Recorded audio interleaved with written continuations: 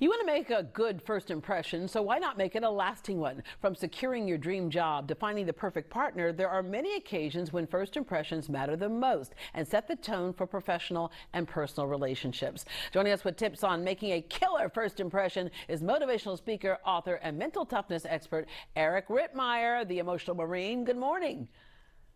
Deborah, thanks for having me back. It's great to see you. Yes, great to see you as well. Okay, you're a former U.S. Marine. You grew up, you say, decent at everything, but no true gift. You found your gift after you got out of the Marines, and that was the gift of connecting.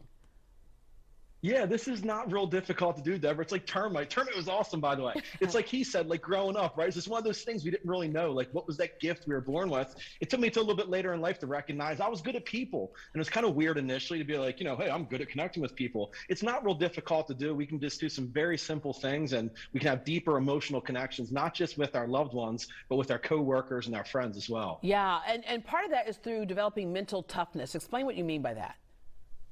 Yeah, mental toughness in 2 words is funny, Deborah, because anytime I deliver one of my presentations, people are like, oh, you're a Marine. Mental toughness is jumping jacks and running 10 miles. That's not really what it's about. Mental toughness in 2 words is just emotional control. We get no training on this. We're emotional creatures that are hardwired to feel first and think later. Instead of ignoring the emotion or trying to suppress it, we just have to learn to acknowledge it and channel it in a positive way. Yeah, and you share a lot of that in your book, The Emotional Marine, Tips to Make People Like You. The importance of a first impression, as we all know, that's your lasting impression as well. And so one way you say to make a killer first impression is to master the art of gossip. But Eric, we've always been told, no, you should not be gossiping, although we all love it. We sure do love it. Which, by the way, why does Pinocchio love to gossip? so is I don't know why. Because he's nosy. Oh, there you go. Okay, there you go. Okay, very good, very good. You snuck that dad joke in there. Okay, so you say we should master the art of gossip because gossip is not necessarily bad. It's not. So when you hear gossip, you think about negative gossip, which the majority of the time it is. When I refer to mastering the art of gossip, what I'm talking about is saying nice things about people behind their back.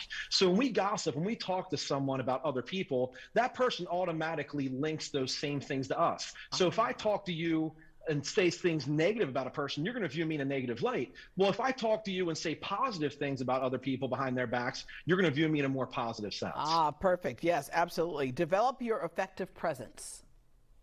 Yeah, I refer to this as your emotional signature. Effective presence is the ability to make others feel good about themselves. So when you get good at this, you have the ability to meet people, and we've all met them before. You walk away and you're like, I feel good about myself. I just feel good. That's someone who has positive, effective presence. It's the ability to make others feel good about themselves, even if you internally don't feel good. Yeah, make connections, not impressions. Yeah, we meet somebody for the first time, we're so focused on that impression, like what do we say, what do we do, how do we word whatever it is that we're trying to get across, as opposed to focusing on making connections, this deep emotional connection. I use an acronym called FROM. It's family, recreation, occupation, motivation. When you meet someone, try to find things you have in common with them amongst one of those categories. Critically important. That has to come from a place of total authenticity or sincerity, or else you're going to lose them dead on spot. Yeah, and when you say that, when people are fake, we can feel that wall that you have. And when you have that wall, we don't have that connection. So you say also remove the walls. Learn to give and receive compliments. But in closing, first impression is a one and done ordeal. You say connections last forever. They sure do, Deborah. It's not difficult to do. Just love and kindness. Kuna Matata, right? That's right. And my first impression of you is why I love you to this day. The feeling's mutual, Deborah. Yeah. This is so great. This is wonderful. I'm We're going to great gossip about you today. Oh, my gosh. Eric, the coolest guy ever. Okay, there you go. Eric, thanks for joining us today. You're the best ever. Thanks for having me. All right. To keep up with Eric Rittmeyer or to purchase his book, visit greatdayhouston.com. You think you know about